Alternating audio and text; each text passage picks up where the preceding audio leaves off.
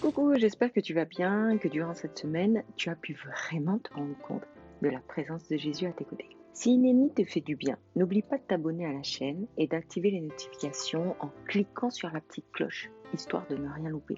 Et puis, n'hésite pas à partager les vidéos, tu peux bénir quelqu'un. Écoute, cette semaine, je vais te rendre un témoignage. En août 2022, sur 3 nuits, mon Dieu va me donner des songes, mais aussi des visions qui avaient tous en commun une parole. N'aie pas peur. Dans l'un des rêves, je me voyais comme une petite barque avec 2 pagaies sur une mer démontée, mais genre en plein océan, le truc apocalyptique. Dans ce rêve, 2 choses étaient plus que nettes. J'étais calme, gardée par une lumière, et les pagaies étaient croisées dans la barque. Après un bon moment, je revoyais la barque qui avait accosté très calmement sur une belle plage et le cyclone qui fuyait littéralement. Il fuyait au loin en criant. À mon réveil, le Saint-Esprit m'a indiqué de suite que la barque, c'était moi, que je devais comprendre que ce n'était pas par mes propres efforts que je parviendrais à la paix véritable, mais en restant tranquille en Jésus. Au départ de ces 3 jours d'août, mon papa m'avait parlé clairement en me disant que le temps était venu, que plus rien ne me serait enlevé, de ne pas avoir peur. Cette phrase revenait sans cesse. N'aie pas peur. Ésaïe 44, 8. N'ayez pas peur et ne tremblez pas. Ne te laisse pas dès longtemps annoncer et déclarer. Vous êtes mes témoins. Y a-t-il un autre Dieu que moi? Il n'y a pas d'autre rocher. Je n'en connais point. Ésaïe 41, 10. Ne crains rien, car je suis avec toi. Ne promène pas des regards inquiets, car je suis ton Dieu. Je te fortifie. Je viens à ton secours. Je te soutiens de ma droite triomphante.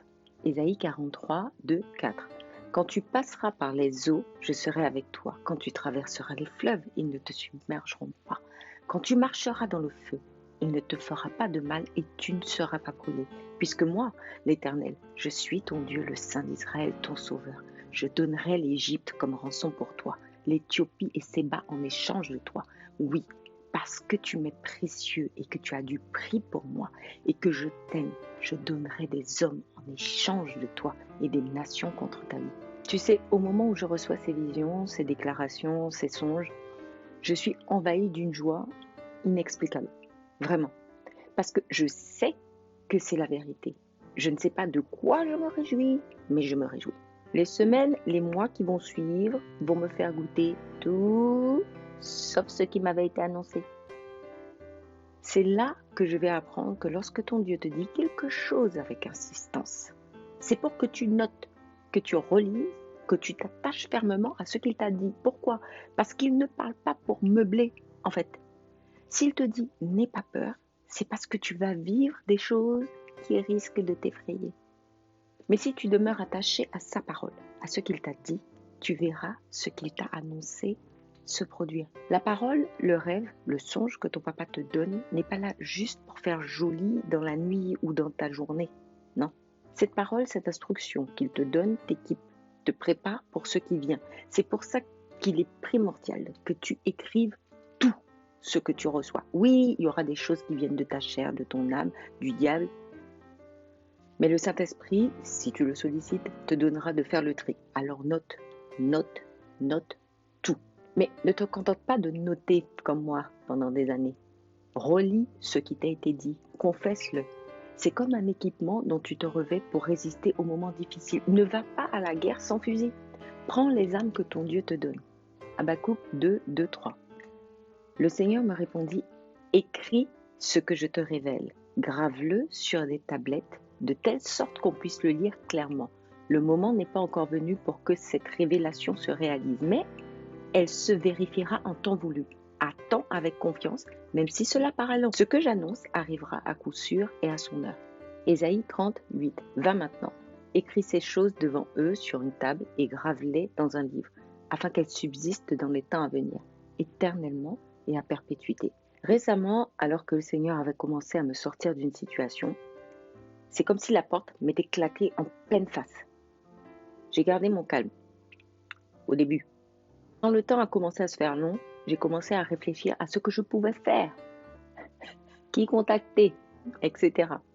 Et tout ce que j'entendais de mon Dieu, c'est « reste calme ». Pour moi, j'étais calme. Je ne faisais que chercher ma part, c'est-à-dire ce que je devais faire de mon côté pour permettre à Dieu de me faire parvenir à ce qu'il avait prévu. Tu vois là, tout de suite, quand je te le raconte comme ça me paraît plus une idée si top que ça. Mais bon, c'est comme ça que j'ai fait. J'ai commencé à bouger dans tous les sens et lui n'arrêtait pas avec « reste calme ». Et je répondais avec ça. « Mais papa, je suis calme ». Il y a quelques jours, on a eu cet échange où il me redisait « reste calme ». Et moi, je lui ai répondu « mais je suis calme ». Et là, il a répondu « tu n'es pas calme. Tu cherches partout des solutions par ton intelligence, par votre logique humaine, par votre déduction humaine. Tu t'agites parce que tu as oublié ce que je t'ai dit. De ne pas avoir peur. Tu as oublié que c'est sans effort de ta part que je t'amènerai à bon port. C'est un manque de confiance lorsque tu t'agites comme ça, en dépit de ce que moi je te dis. » Gros blanc. En effet, je suis rentrée en moi-même et j'ai commencé à réaliser qu'alors que je cherchais les solutions, j'avais dans le cœur que ça n'aboutirait pas, que c'était pas ça qu'il fallait faire, enfin ce genre de truc quoi. J'avais oublié la barque. Pas très longtemps, hein, mais suffisamment pour laisser le doute, la tempête me faire détourner les yeux un bref instant de Jésus, de la parole. Je me suis repentie et j'ai été relire tous mes passages.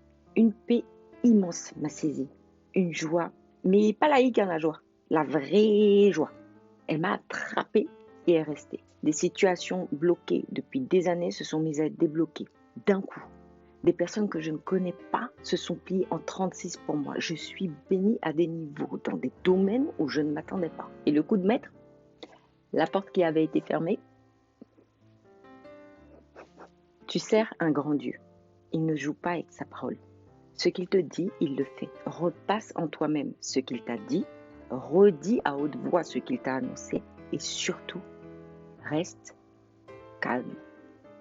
Ready?